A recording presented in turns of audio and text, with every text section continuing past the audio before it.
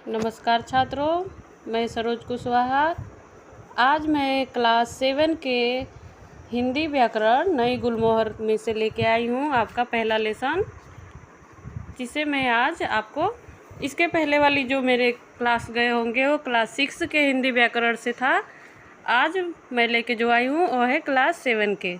Class 7 के आपका book का नाम है नई गुलमोहर हिंदी व्याकरण, और नई गुलमोहर हिंदी व्याकरण के हम लेसन नंबर 1 पे जाएंगे। हमारा लेसन नंबर 1 है भाषा और व्याकरण।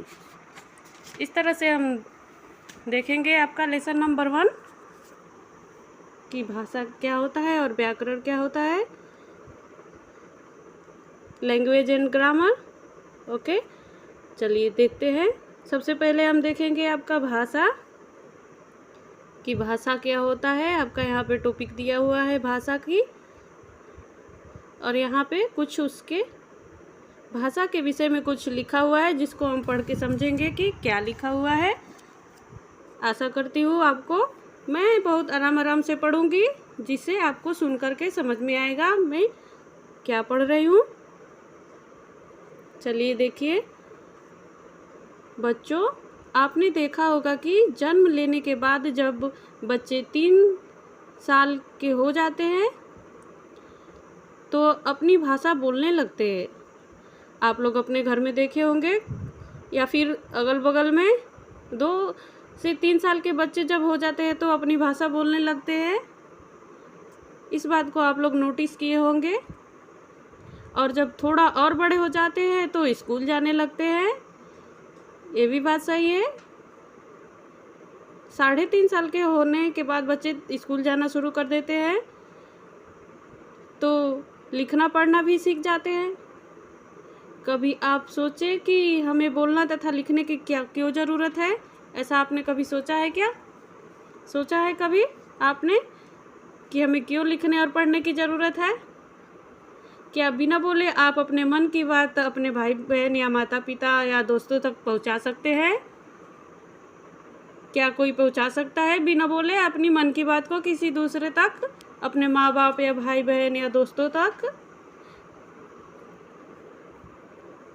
विचार कीजिए, क्या पहुंचा सकते हैं आप?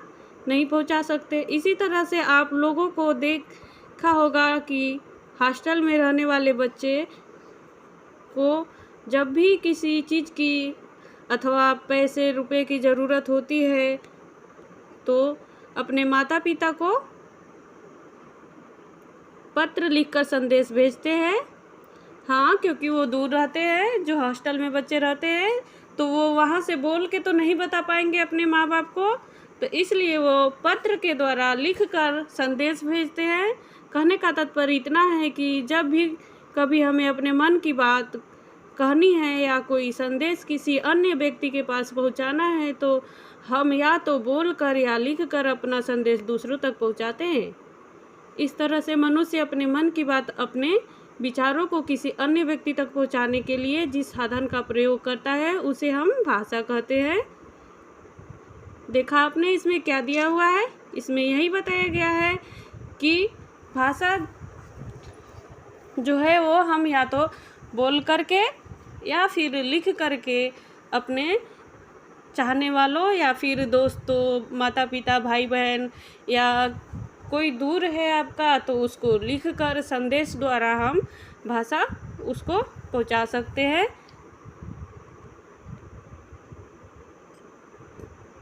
अपनी बात को हम उस तक पहुंचा सकते हैं भाषा के माध्यम से। भाषा एक ऐसा साधन है जिसे भगवान ने हमको दिया है। पशु पक्षियों में ये नहीं होता है। अगर हमारे पास भी भाषा नहीं होती तो हम भी पशु पक्षी की तरह ही होते। चलिए आगे देखते हैं भाषा के विषय में और क्या क्या दिया हुआ है। देखिए आगे हमारा भाषा की परिभाषा दिया हुआ है। भाषा की परिभाषा क्या होता है, आइए देखते हैं डेफिनेशन। भाषा वह साधन है जिसके द्वारा मनुष्य अपने भावों विचारों को दूसरों तक पहुंचाता है तथा दूसरों के भाव विचारों को ग्रहण करता है।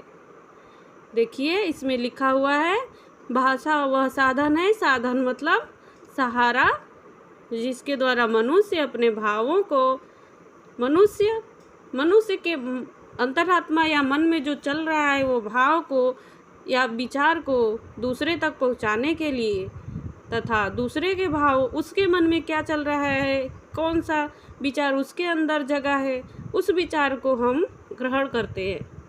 इसी को हम भाषा कहते हैं। कभी कभी हम अपने विचारों को दूसरों तक पहुंचाने के लिए तरह तरह के इशारों का प्रयोग करते हैं। कक्षा में अध्यापक को चुप कराने के लिए मुंह पर उंगली रखकर चुप होने का संकेत करते हैं। हम कभी ताली बजाकर इशारों के अपनी बुलाते हैं, अर्थात इसे इशारे भी।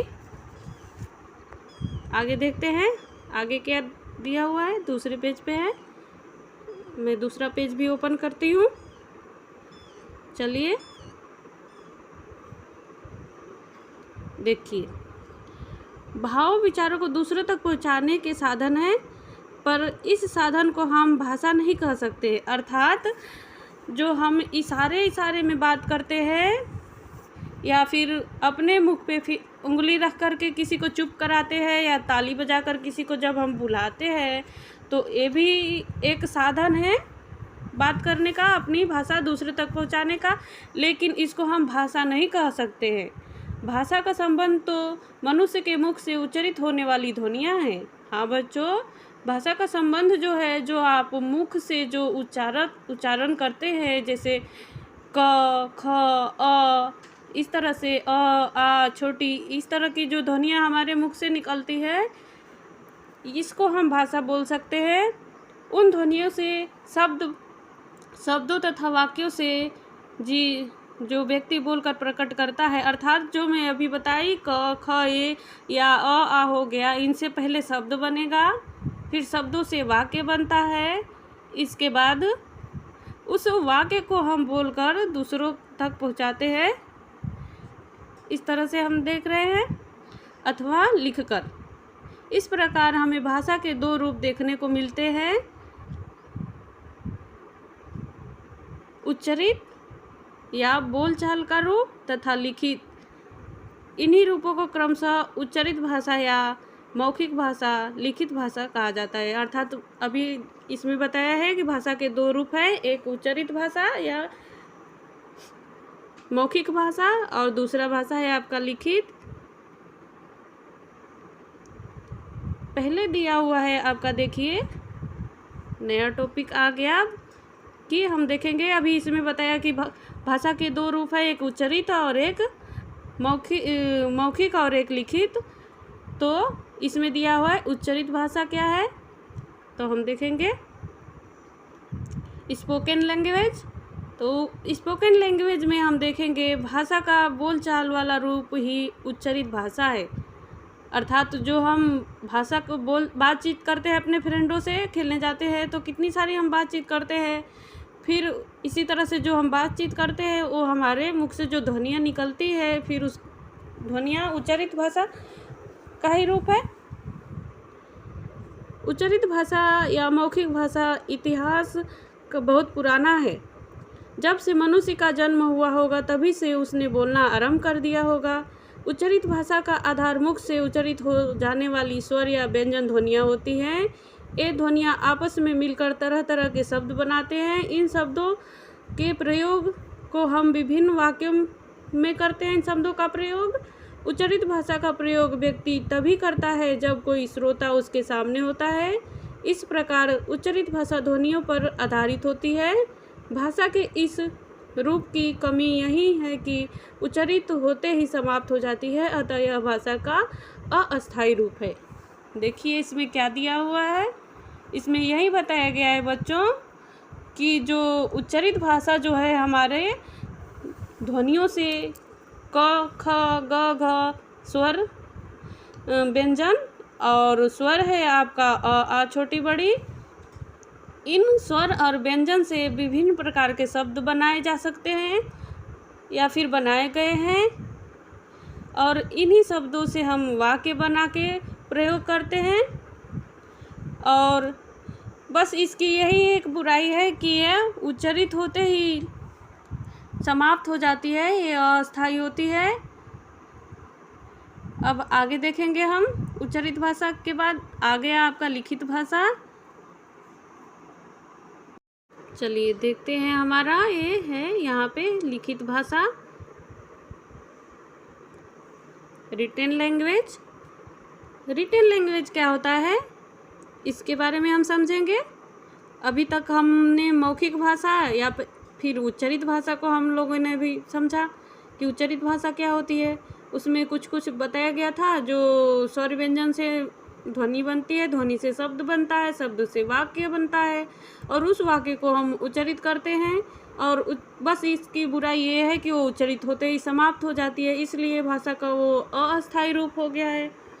अब हम पढ़ेंगे लिखित भाषा। लिखित भाषा में देखिए दिया हुआ है, जब श्रोता हमारे सामने होता है तो हम अपनी बातों को लिखकर दूसरों तक सामने नहीं होता है। देखिए इसमें दिया हुआ है, जब श्रोता हमारे सामने नहीं होता है तो हम अपनी बात को लिखकर दूसरों तक पहुंचाते हैं। भाषा को लिखने के लिए हर भाषा में प्रत्येक ध्वनि के लिए कुछ लिखित चिन्ह बनाए लिए गए हैं। यह लिखित चिन्ह लिपि या वर्ण कहे जाते हैं। शब्दों तथा वाक्यों का लेखन इन्हीं वर्णों के माध्यम से किया जाता है। इस तरह से लिखित भाषा वर्णों के आधार पर होती है। भाषा का यह रूप अस्थायी रूप है क्योंकि यह कभी समाप्त नहीं होता है। देखिए इसमें यही बताया गया है कि लिखित भाषा तो लिखना तो प्रारंभ मनुष्य किए होंगे, लेकिन उसको लिखने से पहले कुछ वर्ण बनाए गए, जो वर्ण को हम लिपि चिन्ह कहते हैं, उन्हीं वर्णों को। तो फिर वो लिपि चिन्ह हमारे क्या है, स्वर व्यंजन जो है वही है हमारी देवनागरी भाषा के लिपि चिन्ह। स्वर और व्यंजन, स्वर मतलब अ आ छोटी बड़ी, छोटा ऊ बड़ा ऊ, और व्यंजन हमारे हैं क ख ग घ, क से लेकर के म तक के वर्गीय व्यंजन। फिर अंतस्थ और ऊष्म व्यंजन है, अंतस्थ है, और स और हमारा ये ऊष्म व्यंजन है। इस तरह से हम देखेंगे आगे। ये भाषा का अस्थायी रूप है। एक बार लिख करके हम रख देंगे तो सालों तक कभी नहीं समाप्त होगा, ये पड़ा रहता है। लिखित भाषा कभी मिटता नहीं है। चलिए आगे देखते हैं, उच्चारित भाषा तथा लिखित भाषा में अंतर क्या होता है उसको हम यहाँ देखेंगे। यहाँ पे तालिका दिया हुआ है, उच्चारित भाषा क्या होती है और लिखित भाषा क्या होती है। चलिए देखिए, पहला में दिया हुआ है आपका उच्चारित भाषा और दूसरे में दिया हुआ है आपका लिखित भाषा। पहले उच्चारित भाषा का हम पहला देखेंगे, क्या दिया हुआ है। उच्चारित भाषा का आधार ध्वनि है, अर्थात ध्वनि मतलब हमारे मुख से निकली हुई ध्वनियाँ। और लिखित भाषा का आधार वर्ण है, वर्ण मतलब स्वर व्यंजन। उच्चारित भाषा बोलकर व्यक्त की जाती है, लिखित भाषा लिखकर व्यक्त की जाती है। उच्चारित भाषा का अस्थायी रूप होता है, तो वहीं लिखित भाषा जो है भाषा का अस्थायी रूप होता है। उच्चारित भाषा गतिशील होती है और लिखित भाषा स्थिर होती है। उच्चारित भाषा का प्रधान रूप है, लिखित भाषा का गौण रूप है। इस तरह से हम देखेंगे आगे और क्या दिया हुआ है। अभी यहाँ पे आपका भाषा समाप्त हुआ। अब की लैंग्वेज क्या होता है, अभी आप लोग देख लिए लैंग्वेज उच्चारित और लिखित दो होते हैं। अब हम इसमें पढ़ेंगे व्याकरण की व्याकरण क्या होता है। तो व्याकरण में देखिए ध्यान से, हमारे यहाँ दिया हुआ है व्याकरण। हर भाषा में कुछ नियम होते हैं, इन्हीं नियमों को ध्यान में रखकर हम उस भाषा के शुद्ध तथा अशुद्ध रूपों को निर्धारित करते हैं। उदाहरण के लिए हिंदी भाषा का नियम है, वाक्य में क्रमशः कर्ता, कर्म एवं क्रिया आते हैं। अर्थात इसका सीरियल यही है, सीरियल वाइज से लिखेंगे तो पहले हमारा आएगा कर्ता, फिर आएगा कर्म, फिर क्रिया आती है। ये हिंदी का नियम है। तो देखिए यहाँ पे तालिका दिया हुआ है, ये रहा आपका तालिका। देखिए पहले में दिया हुआ है आपका कर्ता, दूसरा कर्म और तीसरा क्रिया है। तो कर्ता आपका देखिए 1 नंबर में दिया हुआ है बच्चा, और दूध है उसका कर्म, और पी रहा है मतलब वो कुछ कर रहा है, तो क्या कर रहा है, तो दूध को पी रहा है। और दूध किसको पी रहा है, तो दूध पी रहा है। तो इस तरह से हमारा बच्चा दूध पी रहा है जो बना है शब्द, वो कर्ता कर्म क्रिया के हिसाब से बना है। ये व्याकरण हमको सिखाता है कि पहले कर्ता फिर कर्म फिर क्रिया आता है। ऐसा नहीं हो सकता कि पी रहा है दूध बच्चा, ऐसा तो बिल्कुल ही नहीं हो सकता। ऐसे होगा तो गलत हो जाएगा कि पी रहा है दूध बच्चा, ऐसे पहले हम क्रिया बोल रहे हैं, फिर कर्म बोल रहे हैं, फिर बच्चा जो है उसको बाद में बोलेंगे। क्या ऐसा सुनने में अच्छा लग रहा है? बिल्कुल नहीं, ये गलत है। तो इसी को व्याकरण हमको बताता है कि पहले क्या आएगा। इसी तरह से लड़कियां अखबार पढ़ रही हैं। हाँ, इसमें देखिए लड़कियां हैं, तो लड़कियां जो है वो करता है, काम को करने वाली है लड़कियां। अखबार है उनका कर्म, और पढ़ रही हैं उनका काम है। ऐसा नहीं है इसमें कि पढ़ रही हैं अखबार लड़कियां। अगर जो ऐसा होगा तो गलत हो जाएगा। सुनने में भी हमको अच्छा नहीं लगता है कि पढ़ रही हैं अखबार लड़कियां, ऐसा तो कुछ शब्द ही नहीं बन सकता। शुद्ध वाक्य इसका होगा लड़कियां अखबार पढ़ रही है, वे खाना बना रही है। इसमें दिया हुआ है ना कि खाना वे बना रही है, ऐसे भी होगा तो गलत हो जाएगा। पहले वे जो है ये हमारा है कर्ता, और सर्वनाम का आ गया है, नाम के जगह पे वे आ गया है। खाना बना रही है। इस तरह से हमको व्याकरण सिखाता है कि पहले कर्ता आएगा, फिर कर्म आएगा, फिर क्रिया आएगा। इसी तरह से देख रहे हैं इधर दिया हुआ है इंग्लिश में कैसे प्रयोग करेंगे। इंग्लिश में भी ऐसे ही सेम ही रहता है व्याकरण का नियम। तो देखिए जब अंग्रेजी भाषा का नियम इससे भी भिन्न है, इससे भिन्न है। अंग्रेजी में पहले कर्ता, उसके बाद क्रिया, फिर उसके बाद कर्म आता है। देखिए इसमें दिया हुआ है हिंदी में पहले कर्ता आया है, फिर कर्म आया है, फिर क्रिया आया है। लेकिन इंग्लिश में ऐसा नहीं होगा। इंग्लिश में कर्ता के बाद तुरंत ही क्रिया आ जाएगा, कर्म जो है बाद में आएगा। देखिए यहाँ पे तालिका दिया हुआ है अंग्रेजी का कैसे बनाया गया है। कर्ता में दिया हुआ है द चाइल्ड, और क्रिया में दिया हुआ है इज ड्रिंकिंग, और कर्म है मिल्क। इस तरह से बन गया आपका the child is drinking milk. इस तरह से बनेगा आपका सेंटेंस, ना कि इधर मिल्क आ जाएगा फिर बाद में ड्रिंकिंग आ जाएगा, फिर ये गलत हो जाएगा आपका सेंटेंस। इसी तरह से दूसरे नंबर पे दिया हुआ है the girls are reading newspaper. ऐसे आएगा, आर रीडिंग पहले आएगा, फिर न्यूज़पेपर बाद में आएगा, ना कि पहले न्यूज़पेपर आएगा फिर बाद में आर रीडिंग आएगा, फिर ये गलत हो जाएगा। शुद्ध इसका बनेगा the girls are reading newspaper, ऐसे बनेगा। इसी तरह से तीसरा देखिए क्या दिया हुआ है इसमें उदाहरण, दे आर कुकिंग फूड। इस तरह से बनेगा आपका, ना कि दे फूड आर कुकिंग, ऐसे नहीं बनेगा आपका, गलत हो जाएगा। ध्यान से देखिए, इसमें कर्ता पहले आएगा, फिर क्रिया, फिर कर्म। इंग्लिश का ऐसा नियम है, इंग्लिश व्याकरण का। आगे हम देखेंगे कि आगे क्या होता है। चलिए, यदि भाषा के इन नियमों का ध्यान न रखकर हिंदी में कोई कहता है कि बच्चा पी रहा है दूध, तथा अंग्रेजी में कहता है कि the child milk is drinking, तो वाक्य अशुद्ध हो जाएंगे। इस प्रकार प्रत्येक भाषा में अनेक नियमों की ऐसी व्यवस्था होती है। इसके आधार पर उस भाषा का शुद्ध रूप तय किया जाता है। ये नियम ही उस भाषा की रचना को नियंत्रित करते हैं। भाषा के ये नियम शब्द, पदबंध या आदि स्तरों पर कार्य करते हैं। भाषा सिखाते समय इन्हीं नियमों की जानकारी शिक्षार्थियों को दी जाती है। देख लिए आप हिंदी का नियम क्या होता है और इंग्लिश का नियम क्या होता है। तो हिंदी के नियम में देखे आप कि पहले कर्ता कर्म क्रिया आता है और अंग्रेजी में आता है कर्ता क्रिया कर्म आता है, इस तरह का आता है। चलिए देखते हैं।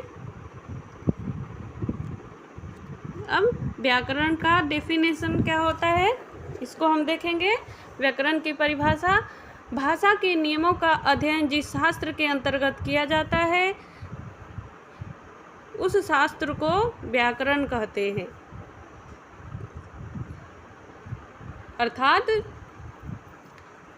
भाषा के जिस नियम का हम जानकारी प्राप्त करते हैं उस किताब को हम व्याकरण कहेंगे, उस शास्त्र को व्याकरण शास्त्र कहेंगे।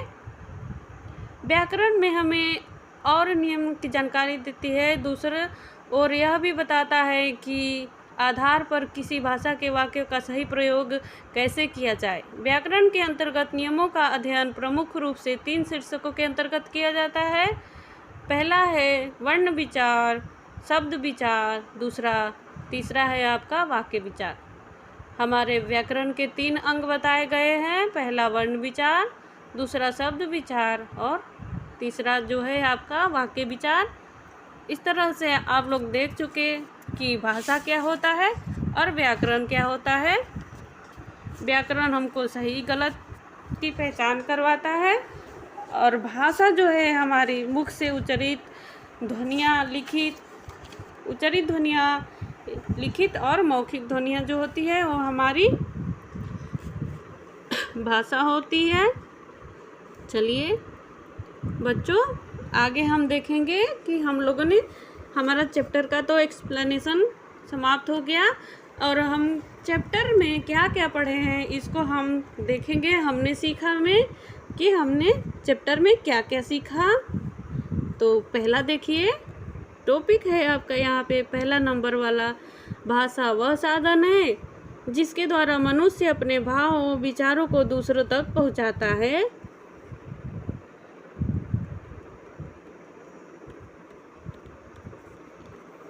और दूसरा दिया हुआ है कि इशारों द्वारा किया गया संप्रेषण भाषा नहीं कहा जा सकता।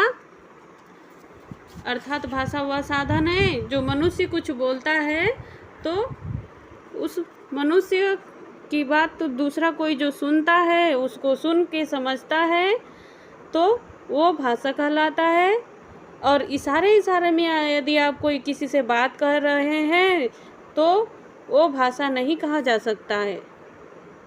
भाषा के 2 रूप होते हैं। पहला होता है उच्चारित जिसको हम मौखिक भी कहते हैं, दूसरा है आपका लिखित। इस तरह से आगे टॉपिक है आपका उच्चारित भाषा का आधार ध्वनियाँ तथा लिखित भाषा का आधार वर्ण होता है। अर्थात हमको कुछ बोलने के लिए हमको ध्वनि की ज़रूरत पड़ेगी और लिखने के लिए हमको वर्ण की ज़रूरत पड़ेगी। इस तरह से आइए आगे देखते हैं बच्चों। आशा करती हूँ आपको मैं बहुत ही आराम से और अच्छे से समझा पा रही हूँ। आप लोग ध्यान से मेरी आवाज़ को सुनिए और समझिए मैं क्या बोलने की कोशिश कर रही हूँ। चलिए बच्चों आगे देखते हैं। हमारा आगे क्या है, चलिए देवनागरी लिपि में हिंदी, संस्कृत, नेपाली, बोडो, मराठी आदि भाषाएं लिखी जाती है। जो हमारे भाषा को लिखने का जो तरीका या ढंग है उसको हम देवनागरी लिपि कहते हैं। और उसमें कौन कौन सी आती है भाषा, जैसे हमारी हिंदी आती है, संस्कृत आती है, नेपाली आती है, बोडो और मराठी, ये सारी भाषाएं जो हैं हमारी देवनागरी लिपि के अंतर्गत आती हैं। कौन कौन सी आती हैं एक बार और फिर से बता दूं, हिंदी, संस्कृत, नेपाली, बोडो, मराठी, ये जो है आपके आते हैं देवनागरी लिपि के अंतर्गत। और आगे देखते हैं क्या दिया हुआ है। अगला टॉपिक है भाषा के नियमों का अध्ययन जिस शास्त्र के अंतर्गत किया जाता है उसे व्याकरण कहते हैं। हाँ, भाषा में कैसे हम अपने शब्द का कैसे प्रयोग करेंगे, इसका जो हमको बोध होता है, उस जिससे बोध होता है उसको हम व्याकरण कहते हैं। कि पहले आएगा आपका कर्ता, फिर कर्म, फिर क्रिया। इसी तरह से अंग्रेजी में जो बताया गया था आपका पहले आएगा कर्ता, फिर क्रिया, फिर कर्म, इस तरह से आएगा। चलिए आगे देखते हैं। व्याकरण के 3 अंग होते हैं, वर्ण विचार, शब्द विचार और वाक्य विचार। व्याकरण के ये 3 अंग माने जाते हैं। इस तरह से आपका ये हमने सीखा में दिया हुआ है कि पूरे चैप्टर में जो आप पढ़े इतनी सारे स्टोरी की तरह, उसका थोड़े से में ही हमने सीखा में सारा दे दिया है आपका कि क्या क्या आप लोग पूरे चैप्टर में पढ़े हैं। चलिए अब हम अभ्यास कार्य पे आ जाएंगे।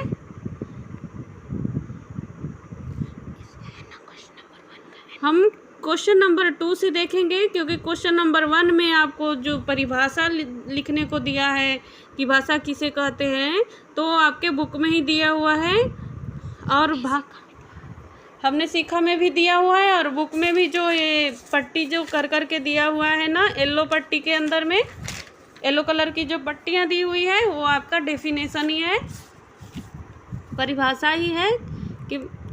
और इस तरह से भाषा के कौन कौन से रूप हैं तो वो भी आप लोगों ने देखा, उसमें दिया हुआ है 2 रूपों का अंतर स्पष्ट किया हुआ है। उसमें लिखित और उच्चारित भाषा का वो जो है ब्राउन पट्टी के अंदर जो दिया हुआ है।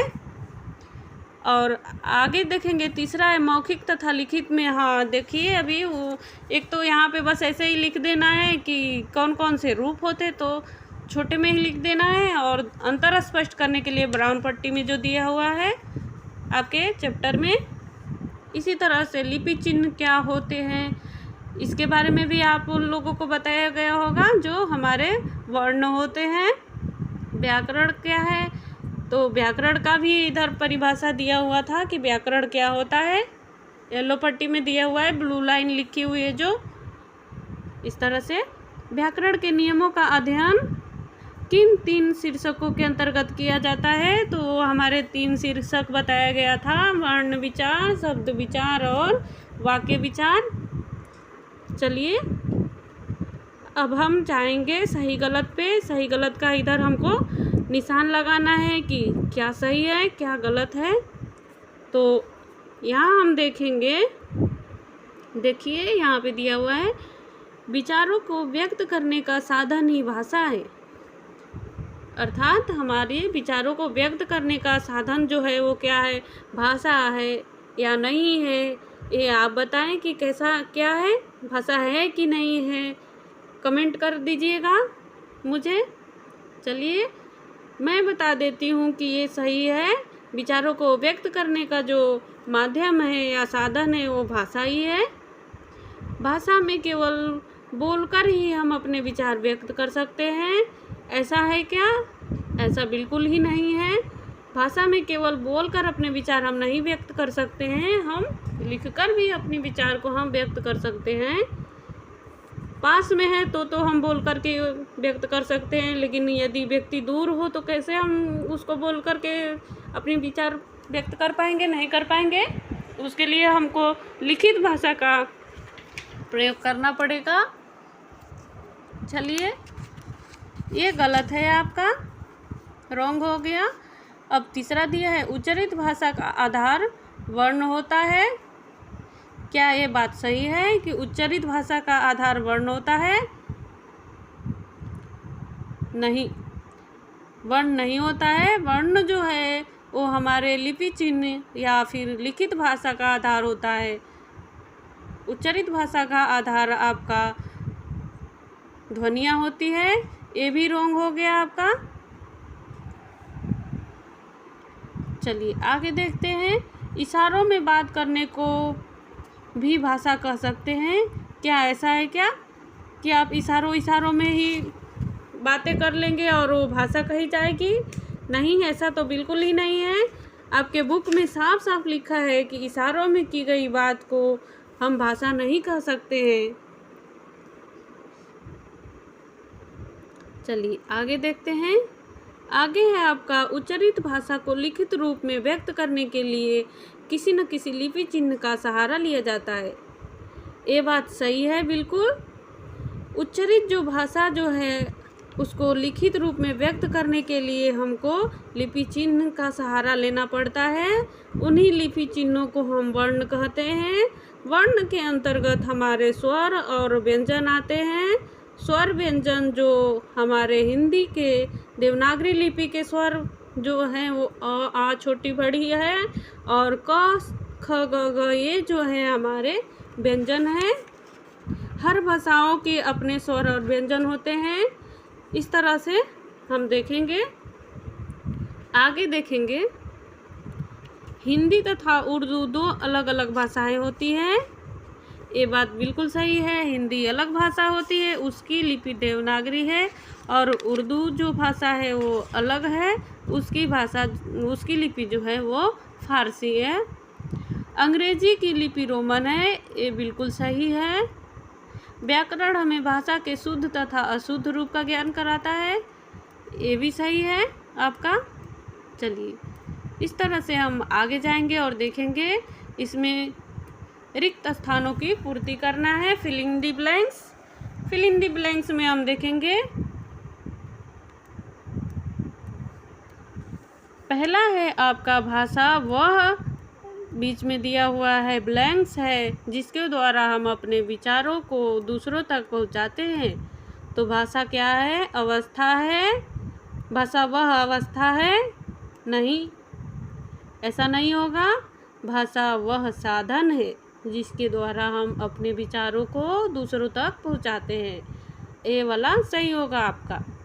अवस्था नहीं होगा, साधन होगा। चलिए आगे देखते हैं। भाषा के दो रूप होते हैं, पहला उच्चारित तथा दूसरा ब्लैंक्स।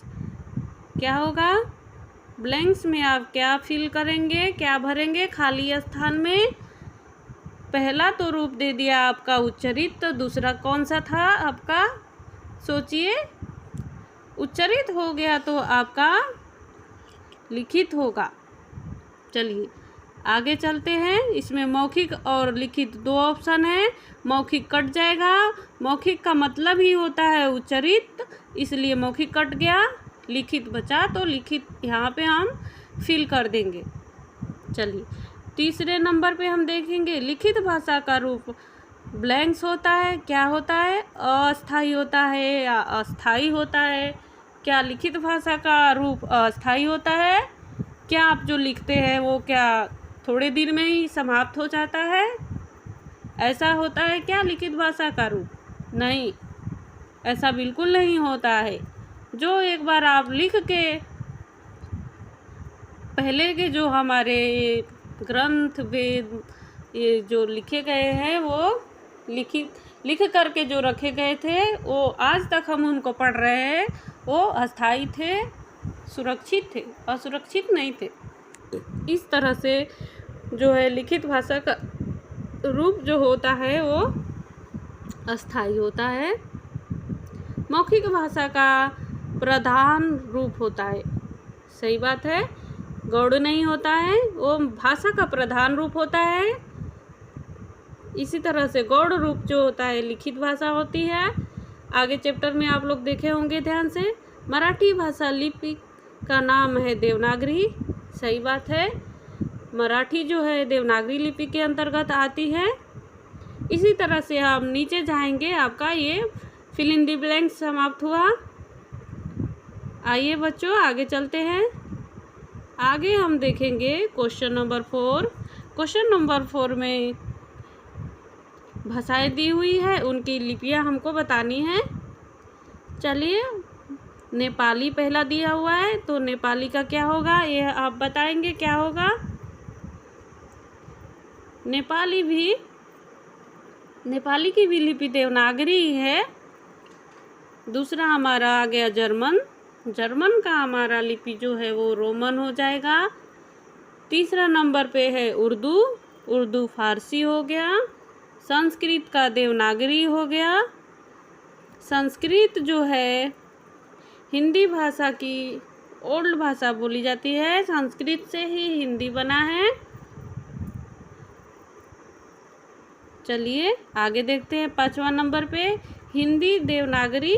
हाँ, हिंदी का देवनागरी है, पंजाबी का गुरमुखी है। इस तरह से हमारा ये चैप्टर समाप्त हुआ। आगे कुछ अतिरिक्त कार्य है, जैसे कुछ करके सीखना है तो आप लोग क्या कीजिएगा, एक चार्ट पेपर लीजिएगा, उस पे आप जो है मानचित्र बनाएंगे भारत का, और उसमें उस मानचित्र को बनाने के लिए आप लोग इंटरनेट का इस्तेमाल कर सकते हैं। आप लोग गूगल में जाके लेके देख के स्क्रीन और आप बना सकते हैं, या फिर प्रिंट निकलवा करके मानचित्र का और दूसरे प्रिंट पे मतलब दूसरे पेज पे आप उसको बनाएं, अलग अलग राज्यों को, और उनकी बोलियों को लिखें उस मानचित्र के अंदर। आजकल हमको किसी भी सब्जेक्ट में कुछ भी जानकारी प्राप्त करना हो तो इंटरनेट एक बहुत ही बड़ा अच्छा साधन है, जिसके द्वारा हम किसी भी चीज़ की जानकारी आसानी से प्राप्त कर सकते हैं इंटरनेट के माध्यम से। चलिए बच्चों, आज के लिए बस इतना ही। अच्छा लगा हो तो मेरे चैनल को सब्सक्राइब कीजिएगा, लाइक कीजिएगा, शेयर कीजिएगा, और कुछ भी आपको दिक्कत हुई हो तो कमेंट में लिख करके बताइएगा। मैं आगे की जब क्लास लूँगी तो उसमें आपको बता दूँगी। और कुछ भी दिक्कत हो, जो बच्चा मुझे भेजेगा कमेंट कि यहाँ पे दिक्कत है, तो मैं उस बच्चे का नेक्स्ट क्लास में नाम भी लूँगी और उसका आंसर का जवाब भी दूँगी। जो क्वेश्चन उसने पूछा रहेगा मेरे से, मैं उस क्वेश्चन का आंसर भी दूँगी। इस तरह से मेरा आज का क्लास समाप्त हुआ। धन्यवाद।